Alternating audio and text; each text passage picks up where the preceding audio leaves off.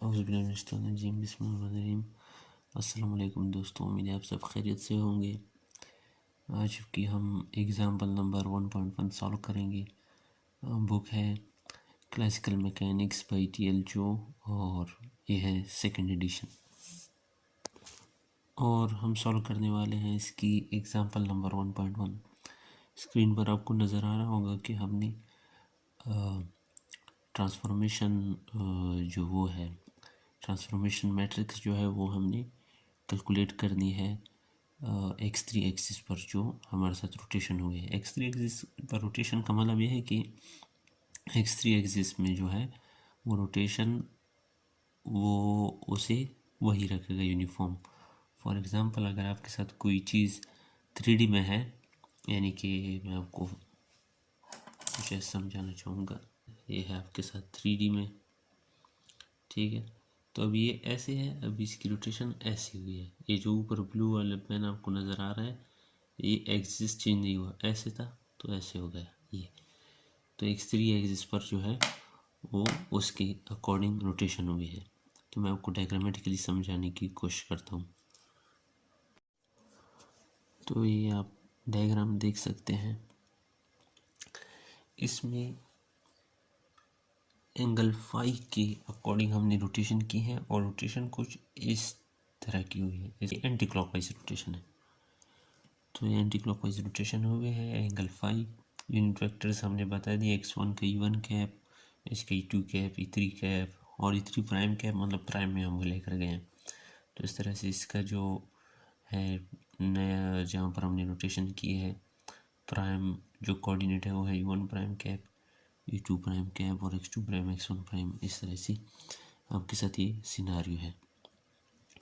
तो अब हमारा इसमें जो टास्क है वो हमारा ये है कि हमने इसकी ट्रांसफॉर्मेशन मैट्रिक्स मालूम करनी है।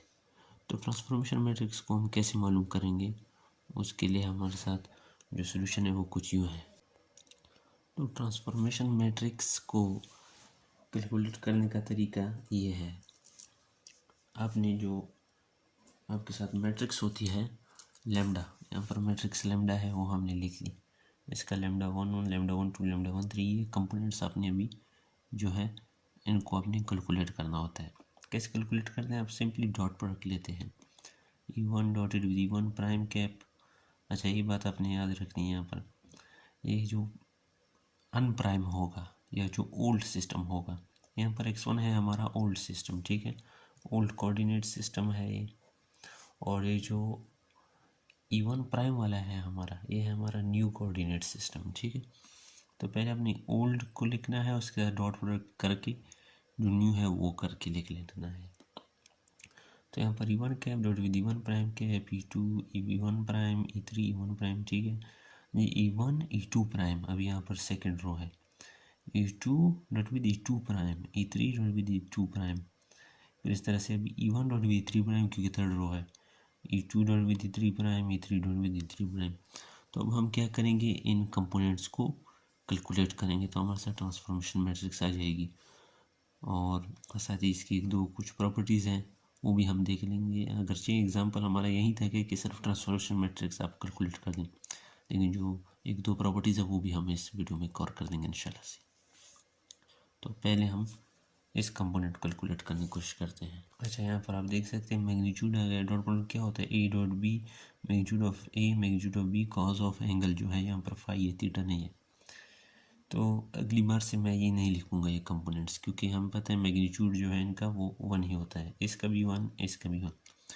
अच्छा, अभी यहाँ पर आप एंगल देख लें, एंगल अब आपने वो देखना होगा। तो ये है E1 वाला ये है, और E1 प्राइम वाला ये है, रेड वाला और ब्लू वाला। आपको स्क्रीन में भी वो नज़र आ रहा होगा। यहाँ पर हो सकता है आपको शायद ठीक से समझ ना आए, क्योंकि कोऑर्डिनेट सिस्टम जो है मैंने हाथ से ड्रॉ किया है।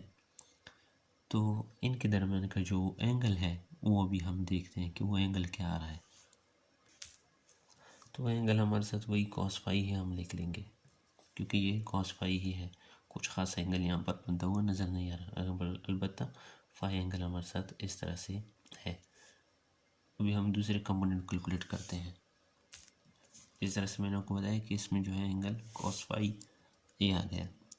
अच्छा, तो अभी हमने यहाँ पर एंगल देखना है कि E1 जो है हमारे साथ ये और E2 प्राइम ये इनके दरमियान में ये और ये इनके दरमियान में आपके साथ ये क्या एंगल आ रहा है।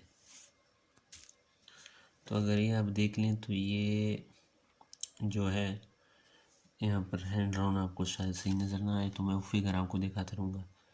तो फिगर से आप देख लेंगे कि ये जो है यहाँ पर ये 90 है और ये जो हमने थोड़ी सी इसकी रोटेशन की है जिस तरह से आपको ये नज़र आ रहा है E1 और E2 प्राइम, ठीक है। तो एंगल जो आपको नज़र आ रहा होगा वो 90 से कुछ ज़्यादा होगा। फॉर एग्ज़ाम्पल ये 90 डिग्री है, ठीक है। तो E1 और E2 प्राइम वाला कुछ इस तरह से आपको नज़र आ रहा होगा जो 90 से थोड़ा ज़्यादा होगा, तो 90 + 5 हो जाएगा। तो cos 90 + 5। अभी आप cos alpha + beta formula use करेंगे तो आपको पता चल जाएगा कि cos 90 + 5 जो होता है वो -sin आता है। तो हमारे साथ दूसरा कंपोनेंट आ गया। अभी हम इस तीसरे कंपोनेंट को कैलकुलेट करते हैं। इस तरह हम करते करते सारे कंपोनेंट को कैलकुलेट कर लेंगे। अच्छा, एक और बात, इस तीसरे कंपोनेंट को कैलकुलेट करते हुए आपने देखना है फिगर से कि E3 कैप और E3 प्राइम कैप यानी X3 के एज पर जो है वो रोटेशन हुई है। तो मतलब कोई भी ऐसा कंपोनेंट जिसमें E3 इन्वॉल्व होगा किसी भी कंपोनेंट के साथ, क्योंकि आप देख सकते हैं E3 इनके साथ भी सेम है और इनके साथ भी सेम है, तो एंगल का डिफरेंस इनके दरम्यान में 0 हो जाएगा। cos ऑफ 0 विच इज़ आप कह सकते हैं 1। तो इस तरह से इन यहाँ पर X3 वाला भी इसी रोटेशन हुई है, यानी मतलब वो एंगल नहीं बन रहा। मैं इस कंपोनेंट को कैलकुलेट करते हुए आपको बता दूं कि इन बातों का क्या मतलब है। यहाँ पर cos phi E3 dot E1 prime cap. अच्छा, मतलब मेरा ये था कि ये देखें ये X3 के अकॉर्डिंग ये है ना, और कोऑर्डिनेट सिस्टम में जो होता है वो 3 एक्सिस जो होते हैं वो एक दूसरे के परपेंडिकुलर होते हैं, तीनों एक दूसरे के। तो अभी अगर ये है तो जो नया ट्रांसफॉर्मेशन हुई है वो कुछ इस तरह से हुई है। ये X3 एक्सिस हम मान रहे हैं, ठीक है। बाकी वहाँ पर फॉर एग्जांपल आप कहने कि इस तरह से रोटेशन हुई है, तो ये और ये वैसे ही रहे हैं, यानी वही परपेंडिकुलर है। इसका मतलब ये हुआ कि परपेंडिकुलर है तो cos फाई की जगह पर 90 आ जाएगा एंड cos 90 इज़ 0। तो ये हमारे साथ एक और कंपोनेंट। इस तरह से हमारे साथ बाकी कौन कौन से कंपोनेंट 0 होंगे वो मैं आपको बताऊंगा। E3 वाला जो है ये 0 नहीं होगा, क्योंकि अपने आप के साथ एंगल cos वो 0 आ जाएगा, तो 0 आएगा तो मतलब है कि वो 1 है, cos 0 इज़ 1। अच्छा, ये 0 हो जाएगा, इस तरह से ये 0 हो जाएगा क्योंकि इसमें 3 इन्वॉल्व है, ये दोनों भी 0 हो जाएंगे। तो मैं कंपोनेंट्स कैलकुलेट करके भी आपको बता देता हूँ। अगर आपको फिर भी समझ नहीं आई तो आप कमेंट करके पूछ सकते हैं या फिर आप इस वीडियो को फिर से देख सकते हैं। सिंपली डॉट प्रोडक्ट ले रहे हैं, मैग्नीट्यूड्स को हम इग्नोर कर रहे हैं क्योंकि वो 1 के बराबर हैं, और एंगल हमने बस कैलकुलेट करना है कि एंगल क्या है और उसको हम इस मैट्रिक्स में पुट कर देंगे तो हमारे साथ ट्रांसफॉर्मेशन मैट्रिक्स आ जाएगा। तभी हम इन बाकी को कैलकुलेट करते हैं। यहाँ पर एक और बात भी ध्यान में रखनी चाहिए कि ये जो ट्रांसफॉर्मेशन मैट्रिक्स लिखते हुए हम शुरू में मैग्नीट्यूड भी लिखते हैं इसका, E1 E2 E3 इस तरह कॉलम वाइज वो आ जाते हैं मैग्नीट्यूड।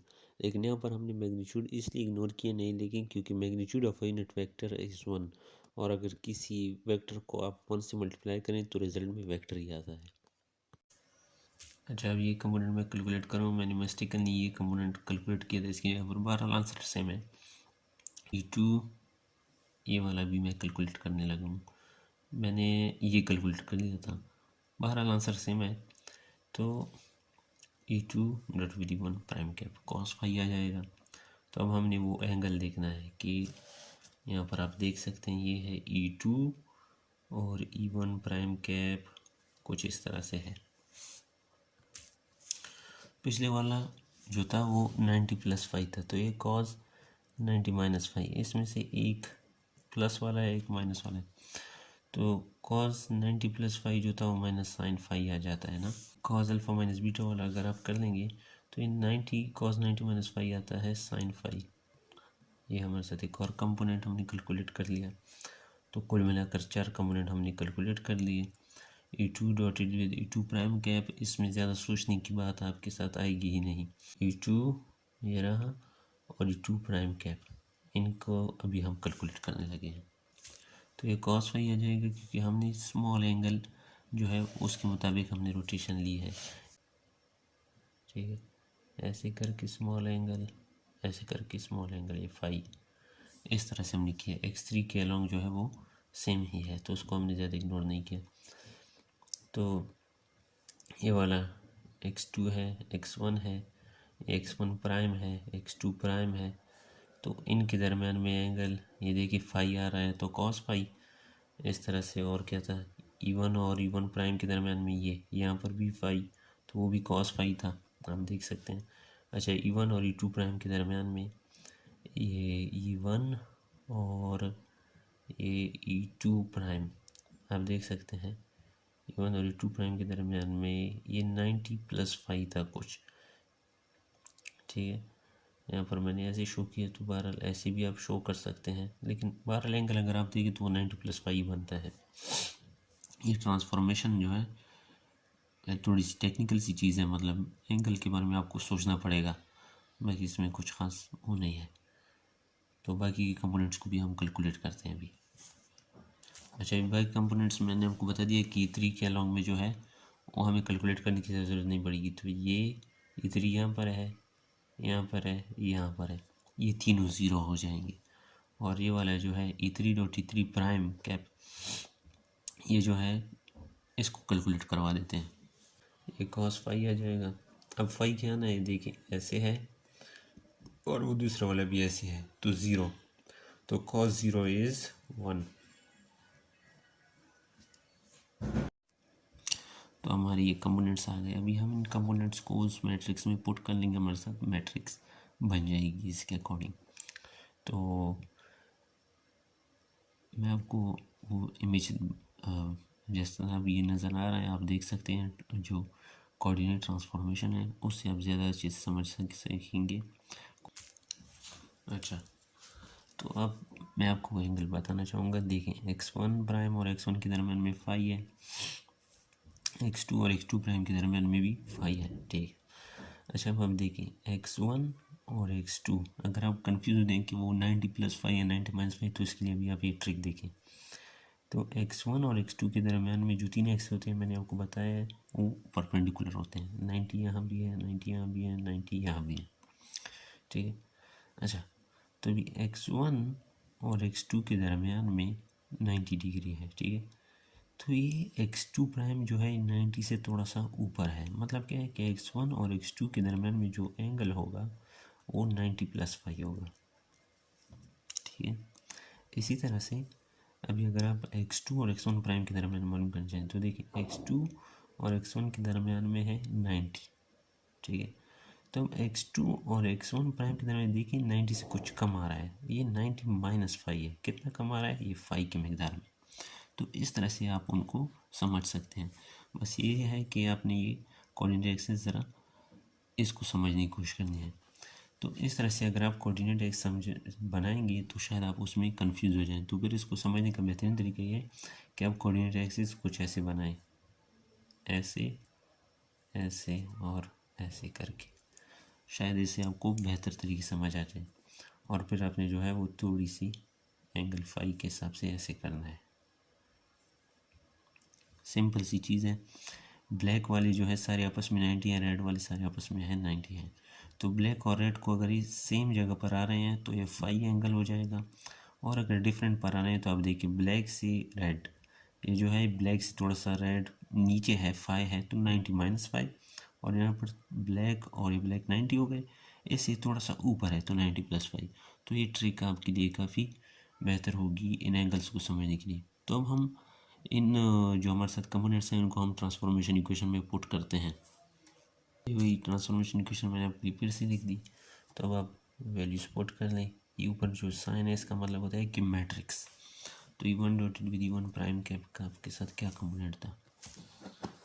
तो जी सारे कंपोनेंट्स मैंने पुट कर दिए हैं और ये हमारे साथ जो इक्वेशन है ट्रांसफॉर्मेशन इक्वेशन या ट्रांसफॉर्मेशन मैट्रिक्स, इससे हमारे साथ वो जो रोटेशन है वो फुली डिफाइन हो जाती है, एक्सप्लेन हो जाती है।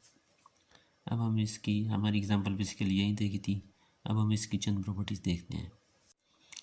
अच्छा जी, तो ये हम इसकी ये जो हमारे साथ सेट है, अगर इसने ऑर्थोगोनल कंडीशन को सेटिस्फाई कर दे तो मतलब हमारा ये जो मैट्रिक्स है बिल्कुल सही है। ऑर्थोगोनल कंडीशन में ये जो चीज़ है ये इसको कहते हैं क्रोनेकर डेल्टा। इसके बारे में आपने सुना होगा। तो ये क्या है, डेल्टा जी की यानी क्रोनेकर डेल्टा की ये प्रॉपर्टी होती है कि ये 1 होता है और 0 होता है। इसकी दो वैल्यू होते हैं, अगर जे के बराबर है तो 1, अगर जे के बराबर नहीं है तो 0। तब हम ये चेक करते हैं। तो अभी आप देख सकते हैं कि यहाँ पर ये lambda I J lambda I के मतलब यहाँ पर ये कि दो कंपोनेंट्स इफेक्टिव है ना, क्योंकि थर्ड को तो हमने कॉमन रखा था जो x3 एक्सिस थी। रोटेशन x1 और x2 के एक्सिस में हुई थी, x3 हमने कॉमन रखा था। तो इफेक्टिव एक्सिस हमारे साथ यहाँ पर है ये। अच्छा जी, तो according to Kronecker delta definition of ये लैम्डास यानी कि जो मैट्रिसेस हैं उनके मुताबिक हम पहली डेफिनेशन में क्या करते हैं, हम ये करते हैं डेल्टा जे के आपके साथ किस चीज़ की इक्वल है, जो कि मैंने आपको बताया था, या तो 0 या तो 1। 0 कब होगा, जब जे और के इक्वल ना हो। 1 तब होगा जब जे और के इक्वल हो। इस कंडीशन को आप किसी भी सूरत में ऑब्जर्व कर सकते हैं। दो मैंने सेम के लिए किए हैं, वो आगे आप देखेंगे इस पार्ट के बाद, जहाँ पर जे के को मैंने 2 और 3 के बराबर लिया था। अब यहाँ पर जो है हम जे और के को थोड़ा सा डिफरेंट लेते हैं, ठीक है, और हम कहते हैं कि वो इक्वल नहीं है। जे को भी वेरी करवाएंगे, के को भी वेरी करवाएंगे।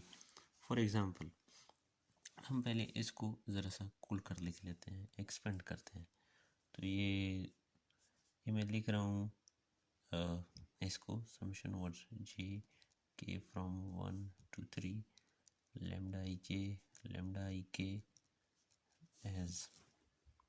अच्छा, मैं किसके लिए लिख रहा हूँ, जे को हम ले रहे हैं 1, के को ले रहे हैं हम 2। अभी according to Kronecker delta definition ये 0 आना चाहिए हमारे पास। चलो देख लेते हैं तो इसको।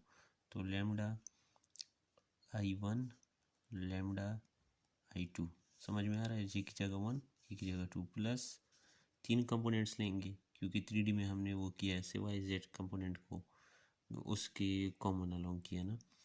और लैम्डा आई, अभी मैं वो पोजीशन इनकी ना चेंज कर रहा हूँ, सॉरी ये जे और के वही रहेंगे, आई की जगह पर अलबत्ता हम आगे प्रोसीड करते जाएंगे क्योंकि i1 या i2 या i3। अच्छा, i1 यानी आई जे और i2, ठीक है, plus lambda i1 lambda i2। अच्छा, अब आई की जगह पर 1 यहाँ पर, 2 यहाँ पर, 3 यहाँ पर। हमारे साथ आंसर 0 आना चाहिए, तभी ऑर्थोगोनैलिटी कंडीशन सेटिस्फाई होंगी according to Kronecker delta definition. देखते हैं। तो लैम्डा 1 1 लैम्डा 1 2 प्लस लैम्डा 2 1 क्योंकि एक की जगह पर 2, लैम्डा 2 2 प्लस लैम्डा 3 1 लैम्डा 3 2। उम्मीद करता हूँ यहाँ तक आपको समझ आई होगी। अभी हम कंपोनेंट्स देखते हैं। लैम्डा 1 1 क्या है और लैम्डा 1 2 क्या है। ये रहा लैम्डा 1 1 और lambda 1 2 cos phi sine phi.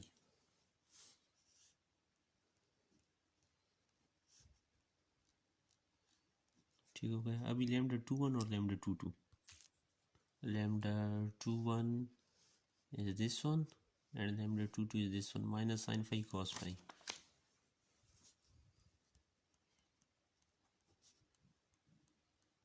ठीक हो गया। और वो मैं आपको बता चुका हूँ लैम्डा 3 1 और 3 2।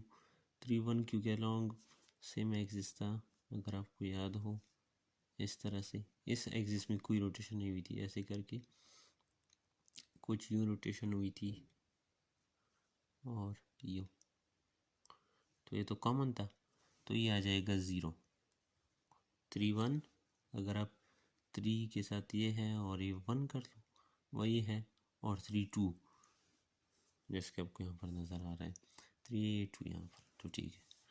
अच्छा, cos फाई साइन फाई और minus sine phi cos phi, मतलब ये है 2 - 2 तो 0। तो यानी कि ऑर्थोगोनैलिटी कंडीशन हमारे साथ क्या हो रही है, सेटिस्फाई हो रही है।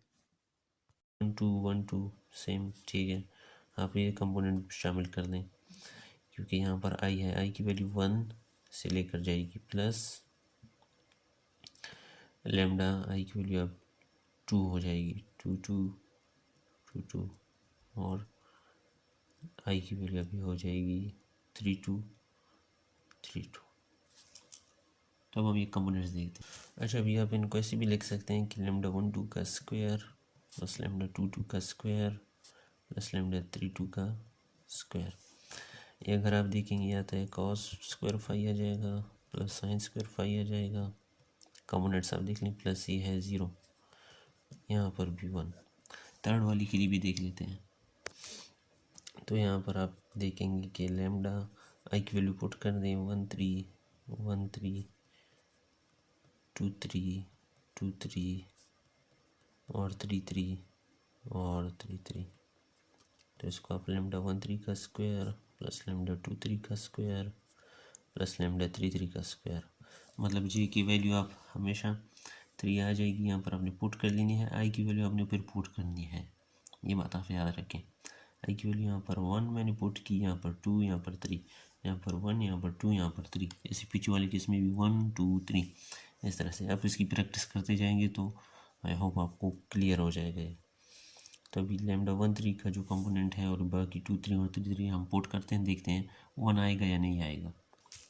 अच्छा, तो ये वाला कंपोनेंट था हमारे साथ 0, ये 0, ये 1 का स्क्वायर या 0 का स्क्वायर, वट एवर, बात ही कि 0 का स्क्वायर 0 0, तो ये 1, तो ये भी हमारे साथ 1 आ गया। मतलब ये है कि ऑर्थोगोनल कंडीशन यहाँ पर सेटिस्फाई होगी। अच्छा, अभी यहाँ पर अभी हम एक प्रॉपर्टी देखते हैं। तो इसमें अभी पिछली बार हमने क्या बात की कि हमने सिर्फ एक ही रोटेशन किया ना, इस तरह से। अभी हम 2 रोटेशन करेंगे इस तरह से, एक और फिर थर्ड रोटेशन भी करेंगे इस तरह से, और हम देखेंगे कि ये जो 3 रोटेशन आप कर लो, ये ऐसी है जैसे हमने एक रोटेशन की हो।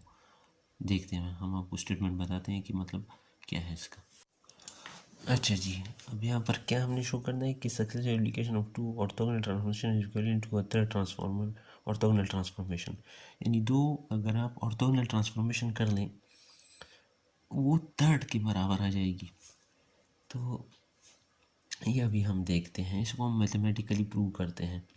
आइडिया क्या होगा इसमें, यहाँ पर हम 2 ऑर्थोगोनल ट्रांसफॉर्मेशन कर लेंगे, उससे थर्ड आ जाएगी। उस थर्ड को हम देखेंगे कि उसने ऑर्थोगोनल कंडीशन को सेटिस्फाई किया नहीं, और अगर उसने सेटिस्फाई किया तो मतलब है कि हाँ ठीक है, यानी ये हमारी जो वो है ये प्रूव हो गई। अच्छा, हमारे साथ हम कोऑर्डिनेट सिस्टम आर से चाहेंगे, जो कि आपको ब्लैक में नज़र आ रहा है, से आर प्राइम में रेड में नज़र आ रहा है आपको, और आर डबल प्राइम में, यानी 3 हम ऑर्थोगोनल ट्रांसफॉर्मेशन करेंगे। ब्लैक वाले को हम अल्फ़ा से शो करेंगे ट्रांसलेशन मैट्रिक्स को, रेड वाले को बीटा से, और ब्लू वाले को गैमा से, ठीक है। तो यहाँ पर अल्फ़ा ई जे इस तरह लिखे हैं, इस तरह मतलब मैट्रिक्स ही है, बीटा बीटा ई जे, गैमा गैमा ई जे। अच्छा जी, तो अभी एक्स की प्राइम जो फर्स्ट आपके साथ वो होने वाला है ऑर्थोगोनल ट्रांसफॉर्मेशन, किस चीज़ के बराबर है, summation G is from 1 to 3 alpha के जी एक्स जी, ठीक है। इस तरह से जो अब आपके साथ सेकंड होगा अल्फ़ा के जी का मतलब ये जो सेट है हमारे साथ फर्स्ट ट्रांसफॉर्मेशन से वो वाला। अभी अगर दूसरी बार आप ट्रांसफॉर्मेशन कर लो तो वो किस चीज़ के बराबर होगा, वो मैं लिख लेता हूँ आपके लिए। अच्छा, यहाँ पर एक के 1 2 3 है और यहाँ पर आई 1 2 3 है, ये इंडिसेस है जो मैंने आपको बताया। 1 2 3 मतलब जो 3 डायमेंशन में आप करते हो ना, इसलिए। तो एक साइड डबल प्राइम आ जाएगा, समेशन के वेरी फ्रॉम 1 2 3 बीटा आई के एक्स के प्राइम।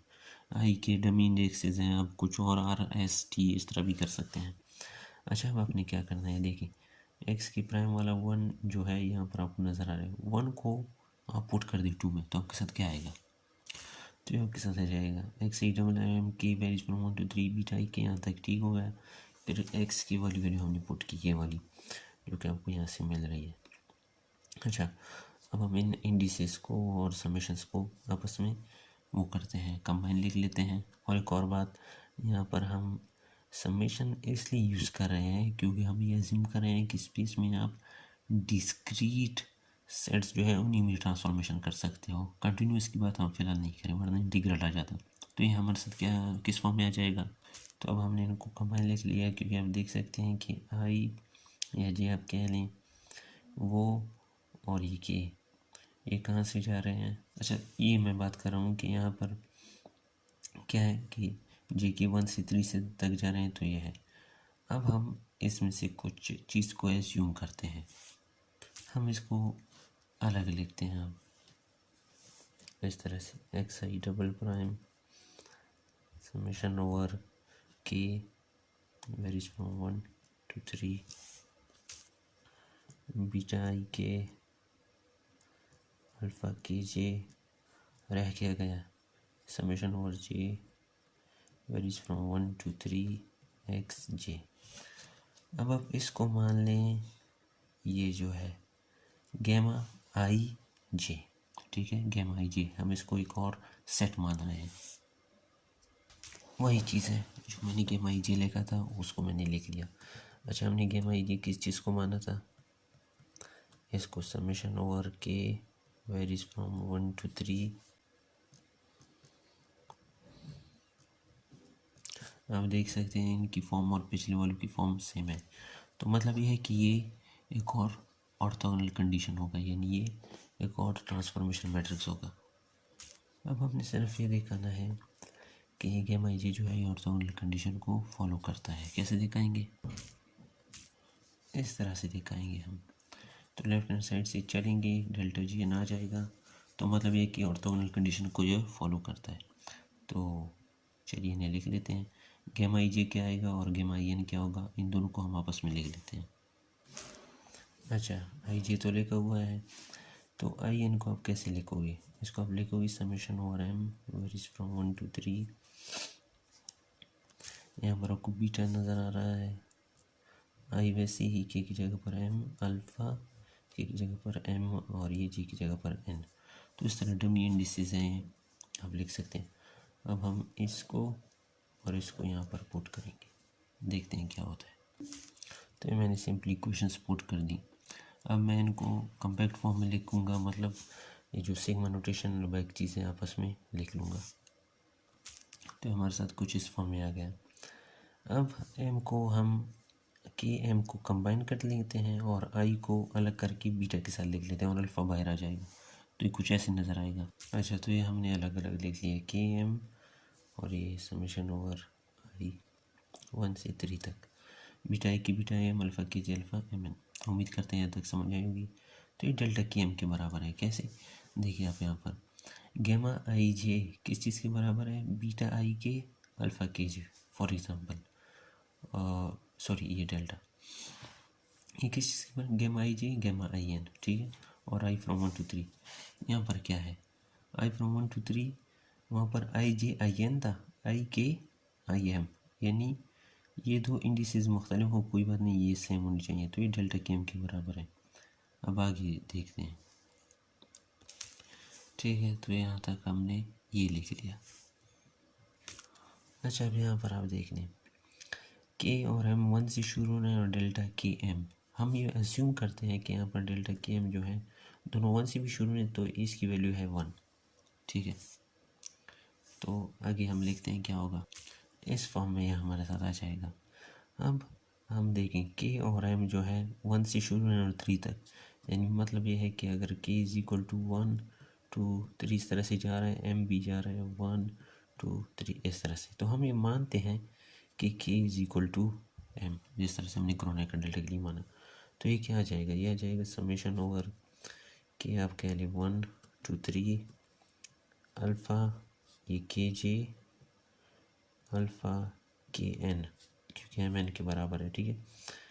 तो ये आप देख सकते हैं के जी के एन या एम जी एम एन, आप जो भी लिखना चाहें। तो ये जो डेफिनेशन है ये हमारे साथ क्रोनेकर डेल्टा की नहीं है क्या, वो भी तो ये था, आई वेरीज फ्रॉम 1 to 3 अल्फ़ा या कोई और वैल्यू बीटा गैमा जो भी हो, KJ KN ये सेम होने चाहिए थे, ये वाली अगर डिफरेंट हो तो नो प्रॉब्लम। तो ये डेल्टा JN हैंस प्रूव्ड।